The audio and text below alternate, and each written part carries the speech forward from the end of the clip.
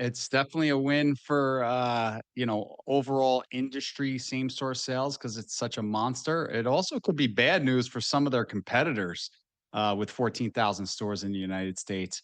Listen, man, they know how to run good restaurants, right? Right now, in the US, they're starting to lap some, easier comparisons, and, that's showing up in that's helping their results. They're also, doing a good job with, the menu, right? They're bringing back snack wraps. They're bringing back the McCrispy strip.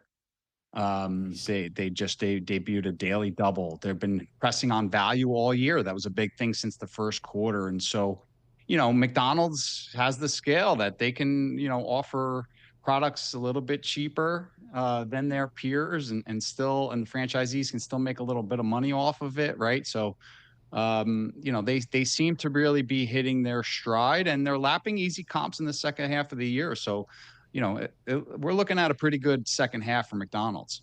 And international markets led the company's growth. What regions of the world did they really push aggressively towards? Yeah, they mentioned some really good strength in Germany. They talked about some improvement in some markets that had been struggling, like France and Australia. And so, what they're doing overseas is similar to the U.S. playbook, right? But they're probably ahead of the game, ahead of the US in terms of providing everyday value. Their value messaging has been on point, and it's really helped them grow internationally. And that's why we've seen international grow faster than US for the last year or so. They also cited the fact that there's less competition overseas. So they're really, a pricing leader overseas. They can, same type of thing in the US where they can offer price points that competitors just can't match. And then they're also improving the operations, improving the quality of the product, which has been an ongoing theme here.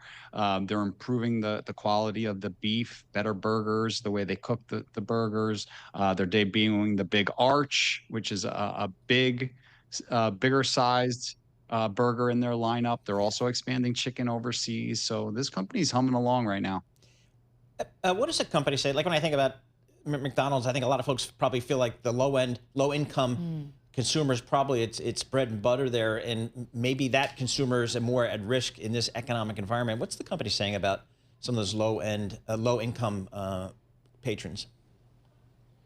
Yeah, you know what I like about this call, Paul, is that, they're talking about what they can control. They cited the fact that low income consumer traffic is down double digits, right? Versus a small gain for middle income consumers and steady, consistent gains with high income consumers. So they are seeing, weakness with low income consumers like everyone else.